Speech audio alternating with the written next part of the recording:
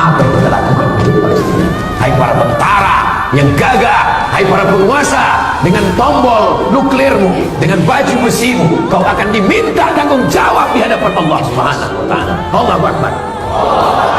Salahuddin Al-Ayyubi, panglima perang, dia nanti kalau berhadapan dengan Allah, hai Salahuddin, kau tentara, apa yang kau lakukan? Salahuddin gagah menjawab, aku dengan baju besiku sudah memerdekakan Palestina. Sekarang yang gagah-gagah, yang jenderal-jenderal, siap-siap kalian diminta tanggung jawab di hadapan Allah Subhanahu wa taala. Aku sudah menyuarakan tentara-tentara, penguasa-penguasa yang nanti diminta tanggung jawab di hadapan Allah. Kenapa kalian tidak mengirimkan pasukan ke Palestina? Mereka menjawab, karena Ustaz tidak pernah menceramahkan. Aku ditanya, Abdul Somad sudah menceramahkan di Batam. Apakah kalian bersaksi semuanya? Allahumma ballaghni, ya Allah sudah sampaikan. Allahumma fashhad,